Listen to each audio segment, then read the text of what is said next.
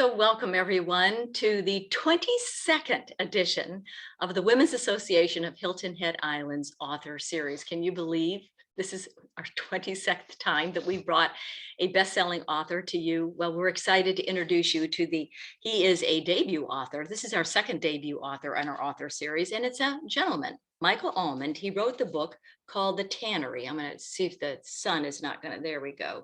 It's called The Tannery. And let me move it over like this. It's an historical fiction, and it takes place in North Carolina. And it's a brilliant book. It's fascinating. The reviews have been outstanding, and you're going to meet Michael in just a moment.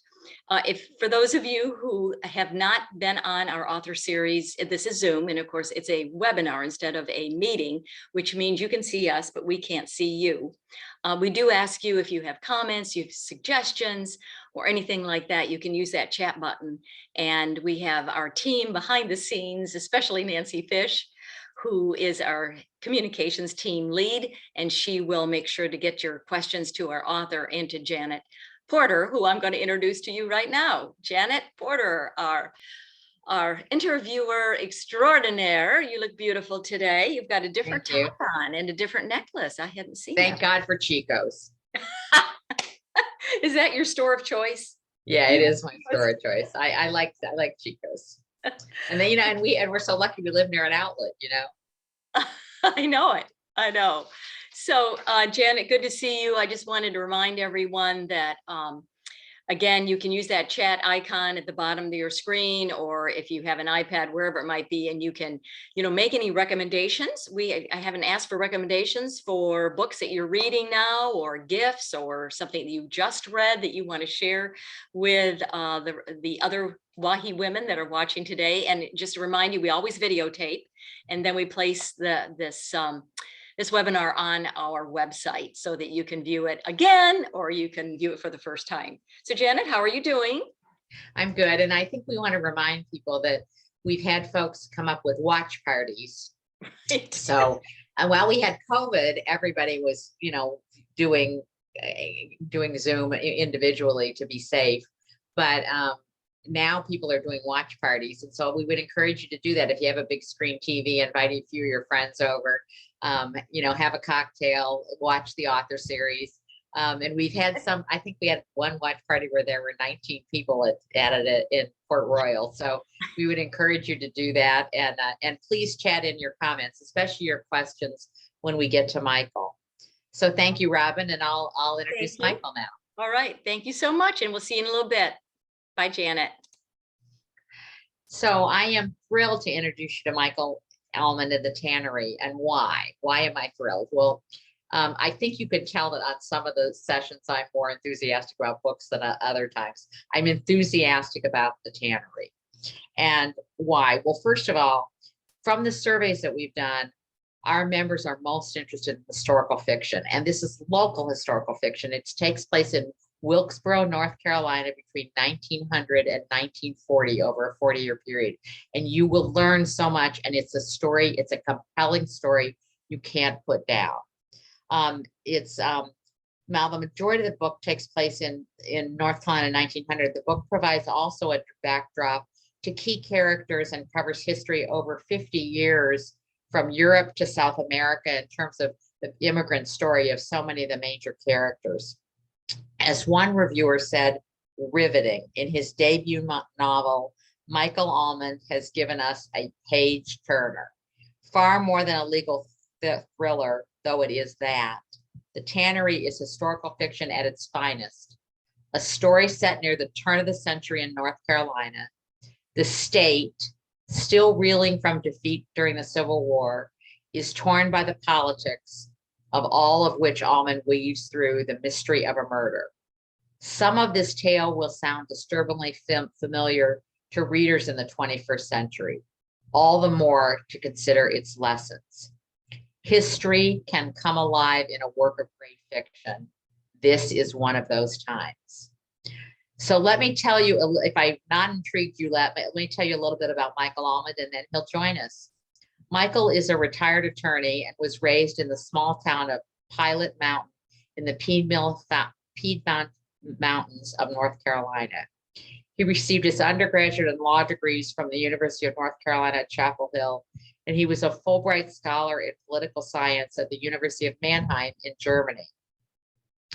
During his years as an international business lawyer, Michael was awarded the prestigious Order of Merit of the Federal Republic of Germany for his outstanding commitment to fostering relations between the United States and Germany. He lives on a farm with his wife, Helen Ruth, in the Blue Ridge Mountains of North Carolina. So Michael, please join us. Here I am. Here, it's good to see you. Good to be with you, Janet. Michael and I didn't know if this was going to happen because he was having some internet connection problems, and fortunately we got them solved, and that's great. So where are you right now? Well, I am in the big city of Charlotte, North Carolina. Although I normally live in the North Carolina mountains, I have an apartment here. And you would think that I would have reliable internet service in a big city like Charlotte. But just about the time we were supposed to start it, we had an outage, but it got fixed, and so all is well. Thank good they got it fixed. So first, Michael, it's always a good idea to, hopefully I've intrigued the audience today by giving that really compelling tribute to your book. But why don't you give a brief introduction to the Tannery? I think just kind of covering the first chapter that has a lot of rich material in it and sets the stage might be a good idea. Well, the Tannery, and thank you for that. I love you quoted from Fry Gaillard, who is a very important and well-recognized civil rights historian. That is a quote that appears in the book as well. But the Tannery is, first of all, it's historical fiction. I'm delighted to hear that historical fiction is your membership's favorite genre. I love history because I've lived so much of it. But it is historical fiction, and it's a murder mystery and a legal thriller that's set in the very turbulent social, racial, and political year of 1900. And it takes place in a small rural town, Wilkesboro, in North Carolina. It does cover 1900 to 1940, but most of the action, 90% of the action in the book, actually takes place between July and September of 1900. But it's also more than that. It's a story about justice. As the local lawyer, Ben Waterman, struggles to save the life of a poor mixed race boy named Virgil Wade, he's a teenage boy, and he's accused of murdering the beautiful young daughter of the tannery owner, Jacob Schumann, in Wilkes County. But Ben is not so sure. The prosecutor is absolutely sure that he thinks he's got the right man in Virgil Wade. He's put him in the jail. But Ben Waterman begins to investigate, and he uncovers evidence which doesn't exactly fit the prosecutor's case. And in fact, it points in an entirely different direction. But can he prove it? Can he convince an all-white, all-male jury in a small town in North Carolina in 1900 that Virgil Wade could be innocent of the crime?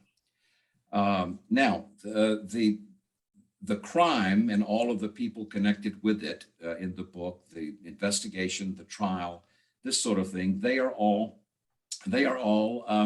imaginary. But the historical context that the action in the book takes place, the narrative in the book takes place, is very real and requires exposing or a deeper dive into some of the darker and more shameful events and personalities that were at work in North Carolina in the pivotal election year of 1900. So what inspired you you're in North Carolina, so what inspired you to pick North Wilkesboro and Wilkesboro as the setting and this time period, 1900? Well, budding authors like me, I mean, I'm a lawyer, an international business lawyer, as you said, but aspiring authors like me, debut authors, are generally taught two important lessons. And number one is write what you know. And the other is just tell me a story. Well, I am from a small rural town in northwestern North Carolina in the county that was right next door to Wilkes County. And I spent a lot of time in Wilkes County growing up. And every time my grandfather and I would take trips over there, we would always come around the bend in the Yadkin River and see the smokestack of the old ruined tannery that is in North Wilkesboro. And I would always wonder, what is that all about? So I decided that, write what you know, tell me a story, that maybe I could build a story around Wilkes County and the tannery in North Wilkesboro. Well, actually, that explains why it's called the Tannery. It is, in fact, the photo on the cover of the tannery, that is a photo of it's the Smoot, I'm sorry, it's the Schumann tannery in the book, but it's actually a photograph of the Smoot tannery, which was in North Wilkesboro and was the largest steam tannery for tanning shoe leather in the Southeast at the time. So that Now, explains how you, I'm sorry, that explains No, how you go picked 1900. I mean, that explains how you picked Wilkesboro, but that doesn't explain how you picked 1900. Well, 1900 was chosen very carefully and purposefully because, as you mentioned, it's historical fiction. It's a story about the past. And 1900, at least in my mind, marks a demarcation line between the Civil War, Reconstruction, and the progress that was made in terms of race relations in the post-Reconstruction era in the South, and then the descent into darkness that started about 1900 at the beginning of the Jim Crow era. After Reconstruction, when the federal troops were withdrawn from the South, and particularly in North Carolina was a very, very pivotal election year, which marked the beginning of the segregationist Jim Crow era in North Carolina, which would last obviously until at least the beginning of the Voting Rights Act in 1965, and until this very day, quite frankly. So let's talk, you have some statistics in the book that are really compelling about voting registration. So, and we've met prior to this webinar, and you've talked about those. Put some framework around that for the audience. Well, for example, the Reconstruction amendments to the Constitution, not to get too detailed, but they abolished slavery, they guaranteed full citizenship and civil rights to Blacks, and the 15th Amendment guaranteed Black men the right to vote. Men only, women didn't get the right to vote until 1919. And boy, did they register. They went to the county registrar's offices and voted and registered in droves. And there were about 125,000 Black men registered in North Carolina in 1896. And they teamed up and they all voted Republican because this was the party of Lincoln, this was the party of emancipation. Well, they linked up with white Republicans in North Carolina and a third political party called the Populists. And they were actually able to capture the entire legislature and the governorship in North Carolina. And the white supremacist Southern Democrats could only seethe and bide their time. So in 1896, there were about 125,000 Black votes cast. But then in 1900, which is when the action in the tannery takes place, there were legislative and constitutional reforms that took place in North Carolina, which made it very, very difficult for Black people to vote. A poll tax, a literacy test, on and on and on. And so by 1902, only 6 years later, the total number of Blacks votes that were cast in North Carolina was fewer than 6,000. And then by 1904, which was another gubernatorial election year, the number of Black votes cast in North Carolina was fewer than 1,300. So 125,000 Black votes in 1896, 6,000, fewer than 6,000 in 1902, fewer than 1,300 in 1904, which demonstrates the success of the white supremacist campaigns of 1898 and 1900, the success, if you can call it that, of the violence and terrorism of the Ku Klux Klan and the red shirts in North Carolina. It was a dark time. It was a dark time. And unfortunately, Janet, it was going to get worse before it got better. But that's what we've just been talking about. This is the historical context. This is the world that the characters in the tannery find themselves in. And so one of the challenges of the book was how to integrate and how to weave into the storyline of the book what I think is pretty rich historical detail without slowing the book down and without burdening it too much with history lessons. But I think you said you read the book in one sitting, so it didn't slow you down much, I think. Well, I read it the first time for a story, but the second time I read it, I really appreciated how rich it, the second time around, I really appreciated how rich it was with North Carolina history. And, you know, Michael, you and I share the fact that we're UNC people. I was on the faculty there in Chapel Hill for years, and we lived in Chapel Hill before moving to before moving to South Carolina. And I didn't grow up in North Carolina.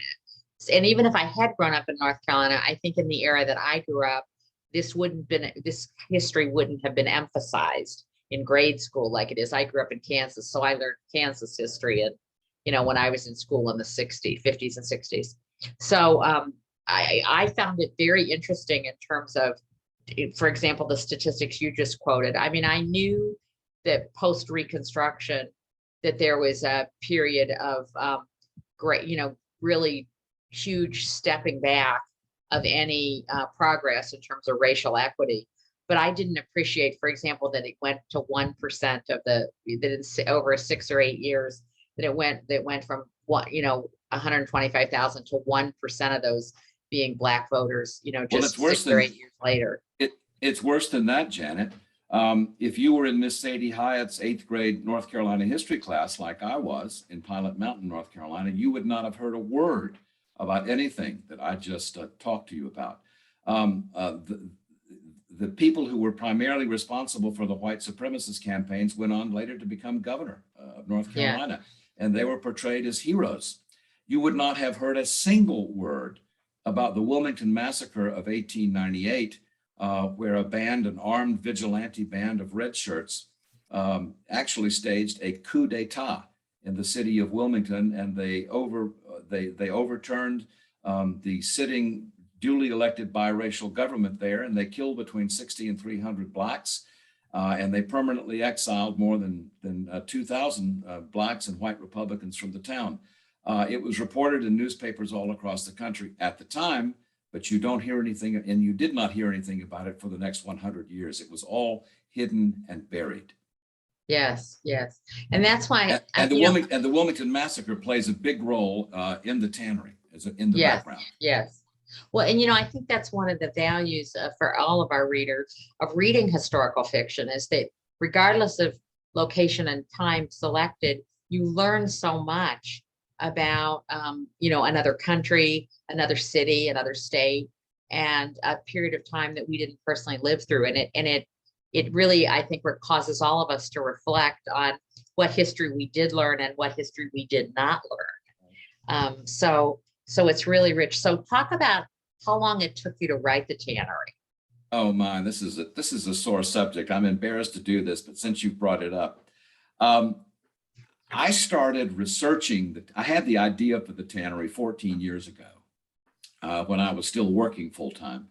And so I started my historical research back then, and then I started sort of outlining. And, you know, lawyers are linear thinkers. And so research and outlining, we're very good at that. But I didn't make much progress, quite frankly, because I was approaching it sort of as a hobby. But I'll never forget that in the spring of 2020, I was sitting up in my man cave at my home in the North Carolina mountains. And I was very excited because I came downstairs and I had a sheaf of paper in my hands, 12 pages, single-spaced outline of the Tannery. And I said to my wife, Helen Ruth, I said, I think I've got it. I think this is it. I think we can work with this. I think we can go. I think I'm ready. And so she did not give me the answer that I thought I deserved. She put her hands on her hips and rolled her eyes and said, listen, Almond, you need to understand one thing. Your friends and I, all of us, every single one of us, we are sick and tired of hearing about your research and about your outline. So either go upstairs and write the damn thing or forget about it. So that's what I did. So starting in April of 2020 and going until October the 27th, I got really busy. I wrote every day. I would start writing about 8:30 and stop about 2:30 for a late lunch. But 5 months later, and 125,000 words, the Tannery was finished. And so that was finished when? October 27th of 2020. I know this because we celebrated with a nice bottle of Chateau Neuf du Pape, and I have that bottle still in my Oh, do you? office. And so when was the book published then, Michael? The book was published, actually it went pretty quickly after that. So the book was finished. Then a developmental editor and I worked on it for a couple of months. It was submitted to a publisher in February of 2021. I told the publisher that I did not want a self-published book or a hybrid book. I wanted a traditional contract with an advance. And I got that. And then the book actually was published in October it was published a year after Helen Ruth and I celebrated with the bottle of wine. Yeah. October the 19th, 2021 was when the book was released. That is, I know that writing process of 14 years sounds long, but that process from finishing it to publication in a year is considered fast. It was warp speed, quite frankly. The developmental editor that, well, let me start this way. I don't believe this because it's so atypical, but I wrote the Tannery in one draft. I didn't do revisions. I didn't do restructuring. I didn't do any reorganization of the book. I had a developmental editor who was very tough, but her first comment was, except for the fact that you're a terrible overwriter, I really don't have any critique of this book, this manuscript. But she showed me ways that I could reduce 125,000 words to 110,000 words without changing anything in the book. So the book is essentially as it was on the day that it was a stack of typed or printed paper this high. But then getting it published, there's a publicist in Spartanburg, Kathy Bennett with Magic Time Literary Agency. And she was referred to me by a friend, and she consented to read the manuscript. And she came back and she said, I love this book. I want to represent this book, but of course I can't represent it if it's not published.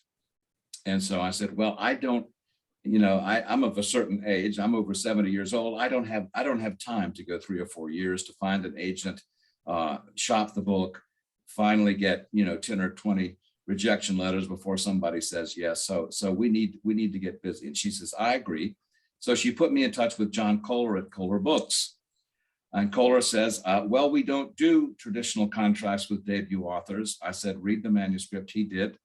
And we had a phone call. And 7 days after I submitted the manuscript, he said, we're sending you a contract in the mail for a traditional contract. That's a tribute to what a good book it is. I mean, I think everybody knows how unusual that is. Yeah, so I can't give advice to other debut authors about how to go about writing your book or how about getting it published or this sort of thing, because I think my experience was so unique and unusual. And I'm very, very blessed about that and very grateful for it. Yeah. So one reviewer said, Michael Almond has produced a stunning, significant, page-turning masterpiece of historical fiction. Tell us about the reason. Yeah. How could you probably wrote that. You probably wish you'd written that quote yourself. No, I couldn't improve on that quote, or I couldn't improve on the one that you started with Fry Gaillard. I was very, very, very grateful for that.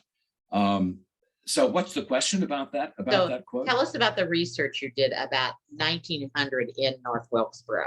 I mean, tell us where did you go? Did you go to North Wilkesboro to the library? I mean, tell us about the research you did. The library was a good friend of mine in North Wilkesboro and in Wilkes County. I have friends in Wilkes County. I know a lot about Wilkes County because I spent a lot of time there when I was growing up as a boy. But I'll have to tell you, in all honesty, when it comes to writing this book, the pandemic was my friend because for the first time, I had the ability and to focus my time and my attention on this project. And I obeyed my wife's instructions to go upstairs and write the thing or shut up about it. And so I could focus. And then most of the research that I did was able to be done through the internet. And so I was very, very grateful for the isolation of my mountain farm and the ability to have high-speed internet connection. Yeah. And, actually, most of us wish we had been as productive as, producing a award-winning book. Most of us were hibernating at home, but doing things like reading books instead of writing them. And, Well, it's I can't interesting. imagine what I would have done, Janet, if I didn't have this project to work on. But so I was very grateful for having this to focus. Yeah, the blessings of COVID. We had an author who wrote a book called Gullah Days at our luncheon just in April, a team of 3 co-authors. And they said conservatively that they had spent over 20 years writing the book. And, when we said that, the audience kind of gasped because it's hard to imagine being that committed, but it takes that persistence a lot of time to produce a book and to produce an award-winning book. So I know you said you're one thing embarrassed about that, but one thing about that, Janet, is one thing that slowed me down, I think, and kept me, well, first of all, I was still working, but that isn't really it. The real truth is I knew what I wanted to do, but I wasn't really sure that I knew how to do it. Lawyers are very good at writing briefs and this sort of thing, but doing plotting and dialogue and pacing and weaving the research and the personalities and the character development and all of that, I wasn't really sure I knew how to do that. So one of our, those in the audience asked, did you do any writing before this? So other than writing briefs, had you written short stories? I mean, most debut authors have this is their first novel, but they've written lots of short stories. Did you do any writing like this before? Not a word of fiction. This is so unusual to have either your first major fiction be published without years of writing short stories and building up to writing a full novel. Well, but thank you, first of all, for saying that. I appreciate the compliment. But don't forget, it all goes back to the fact that, like most of your membership, I'm a voracious reader. I get, and always have been, I get through somewhere between 50 and 60 books a year. Excuse me. And I read everything, fiction, nonfiction. I read everything except I don't read much poetry. So somewhere along the line, it began to occur to me, well, maybe, just maybe, Janet, there's a book in me. And the fact that I haven't written much fiction doesn't mean I haven't been exposed to an enormous amount of it. And I think with a pretty keen sense of being able to pick and choose from the books I read about which ones are good and which ones are not. So that was helpful to me as well. But no, I'll have to tell you that I think, as most lawyers will confirm, law school and the legal writing courses that you take in law school will beat every bit of the imagination and poetry out of your soul. Yeah. So people have said that. Yeah, legal briefs are not the same thing as what I call now real writing. So with that voracious reading, was there a historical fiction writer that you modeled yourself after at all, or that was particularly instructive to you about how to write, how you wanted to structure the Tannery? Not really. Of course, there are a number of authors, which I couldn't pass a pop quiz right now, but I mean, historical fiction is one of my favorite genres. But part of overcoming the, I know what I want to do, but I'm not sure I know how to do it, is finding a voice. And I think that every writer of fiction has to find his or her voice. And I chose to write this in third person. It's not a first person. My narrator is me.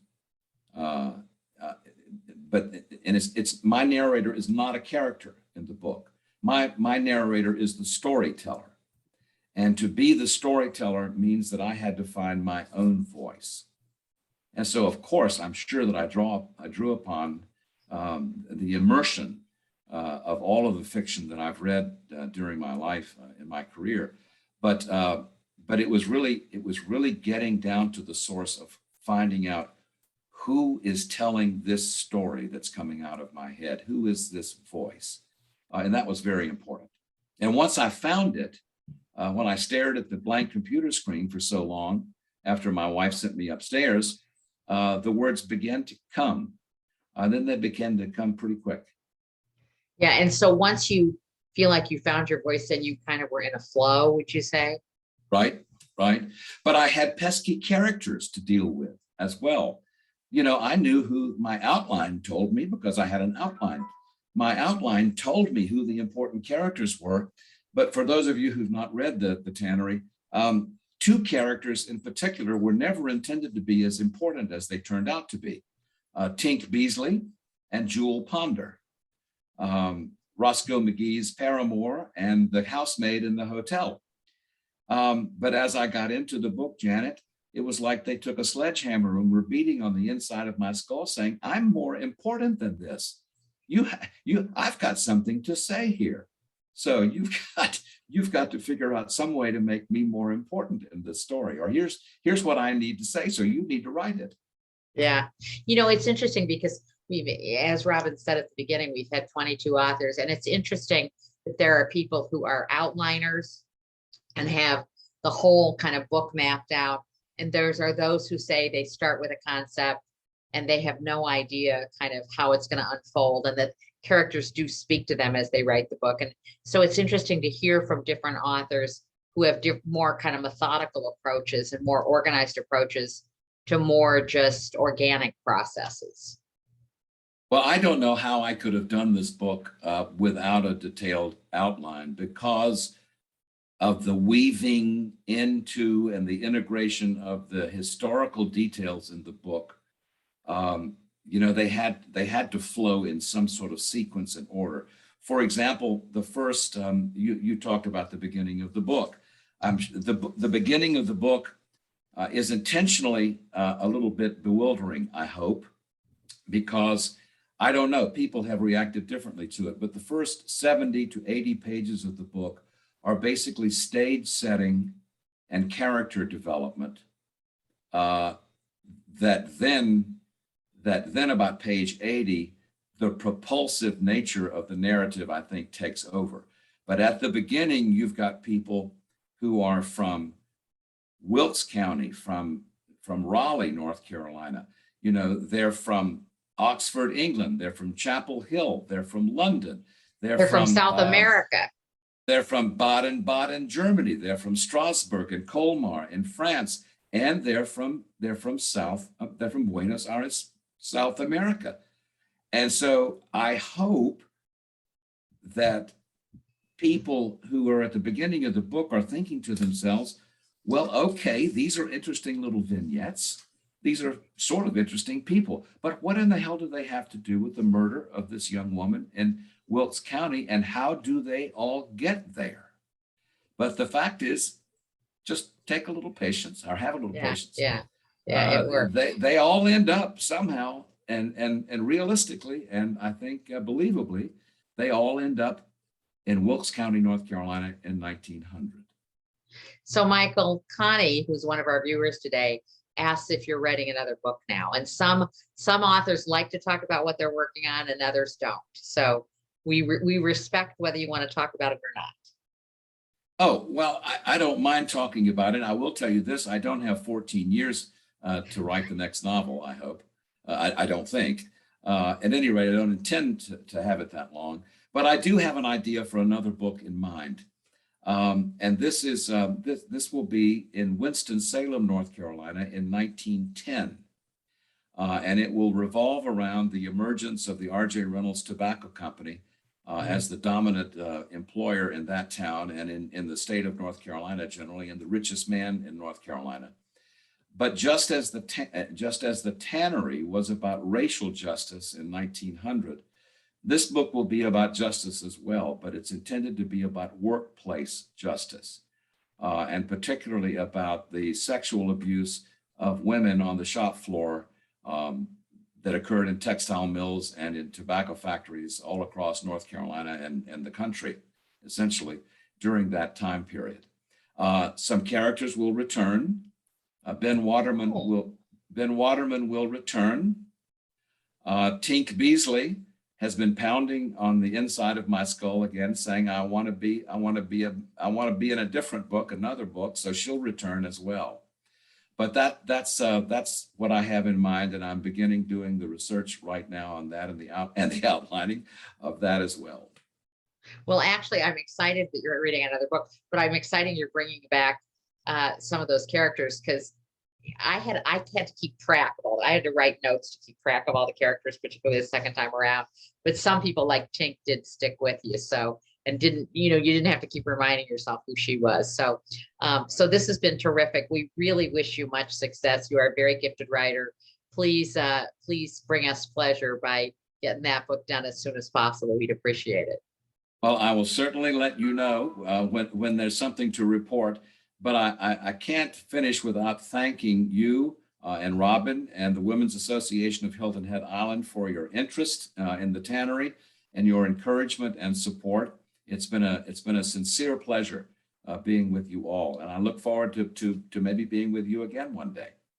Well, Michael, I want to say I'm in 2 book groups, and I'm recommending this book to both of those book groups the next time we pick books. So I don't know if you can monitor your book sales on Amazon or whatever, but you'll see hopefully you'll see a little club from Hilton Head as a result of this, because a lot of our viewers are in book groups and should keep this in mind for book group suggestions. Well, I will tell you one thing if we have just another moment. We do. Between October the 19th, when the book was released officially, and December the 18th, Helen Ruth and I put 6,500 miles on our car, doing over 50 presentations in 8 states, okay?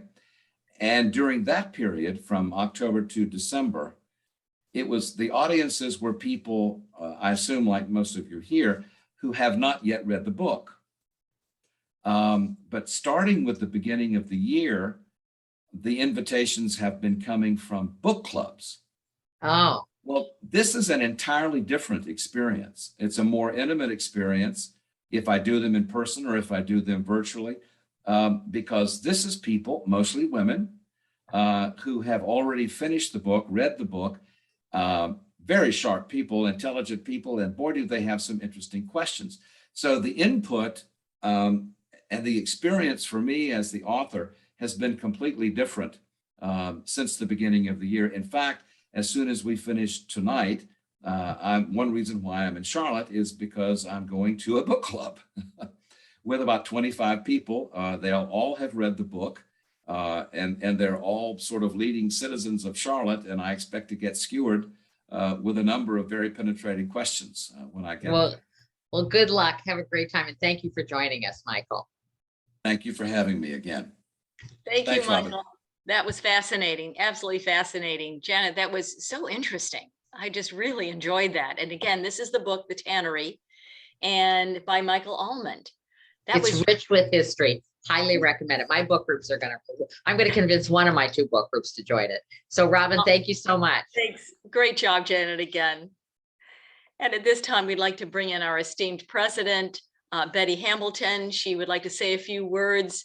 Her last luncheon was in April, on April the 7th, and we all had a few little tears. But she's still with us until the 1st of June. So Betty has an update for us. Welcome, Betty.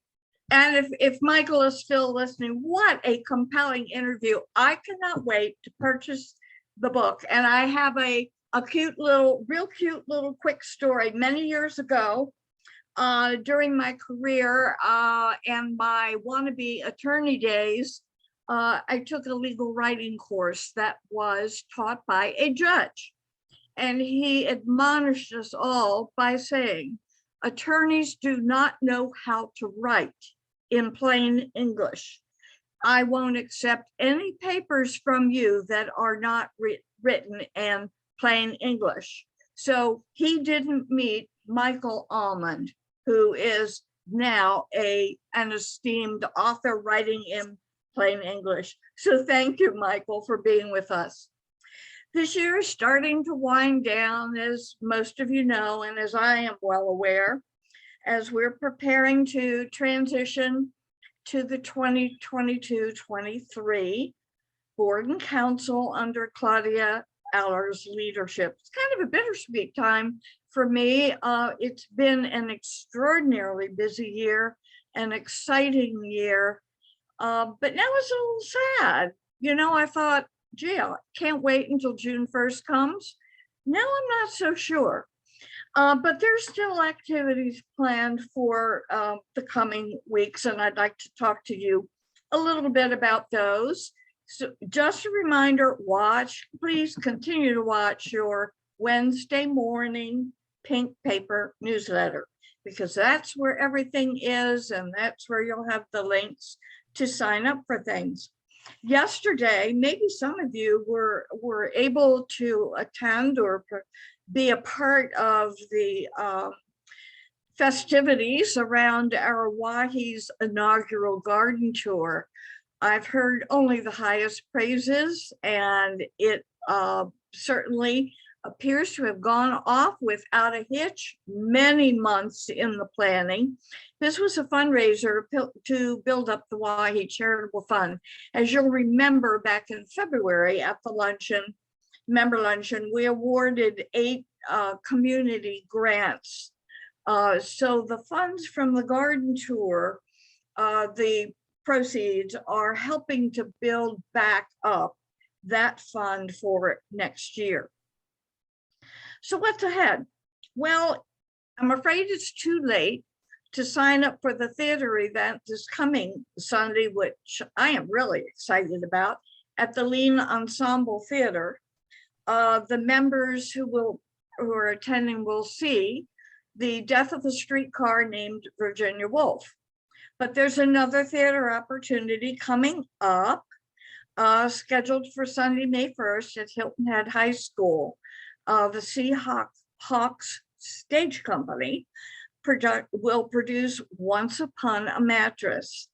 And when you sign up for this, keep in mind, we have an added benefit to Wahi's registration, and that is we have a pre-show discussion with the director, and we did that at the last Lean Ensemble Theater production and of Doubt, and it just gives you a totally different approach to perspective of the show that you're about to see.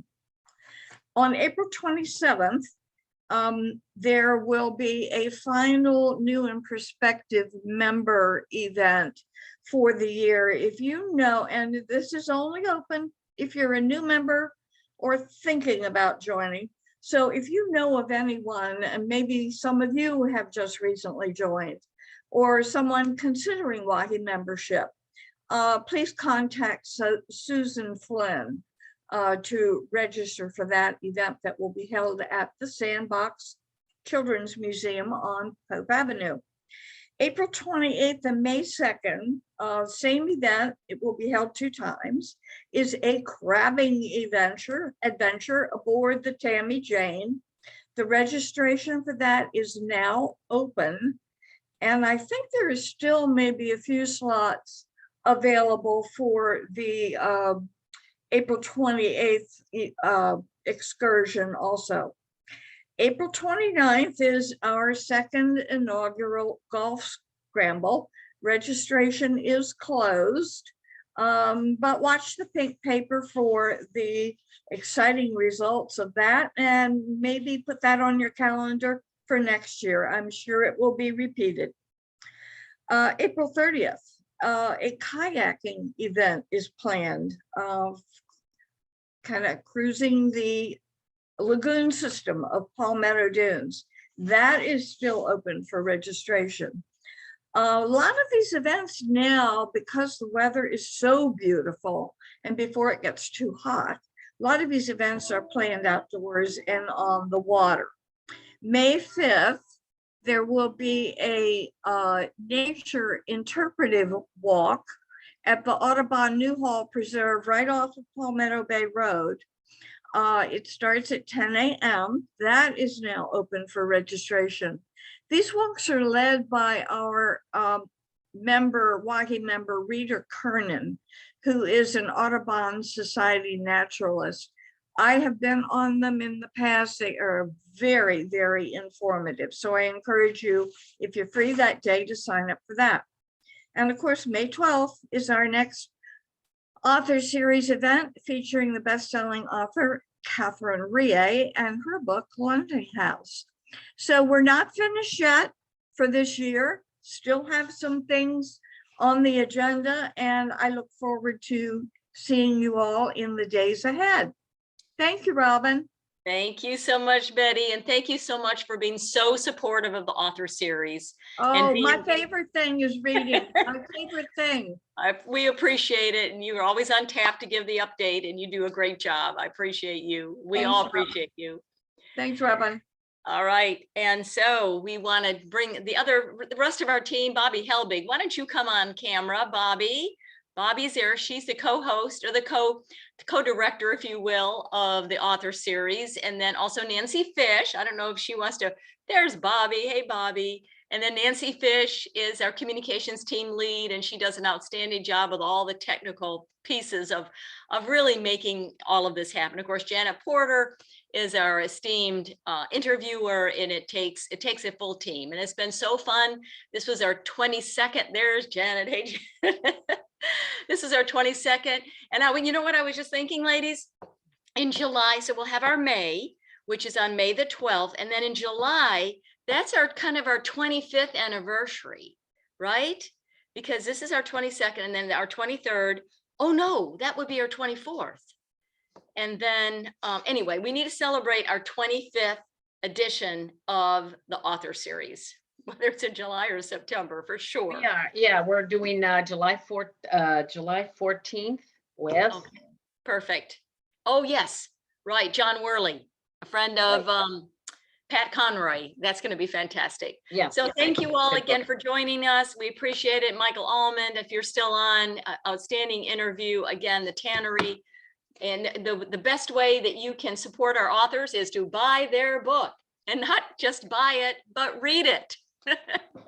Have a great weekend, everyone, and we'll see you in May. Bye-bye.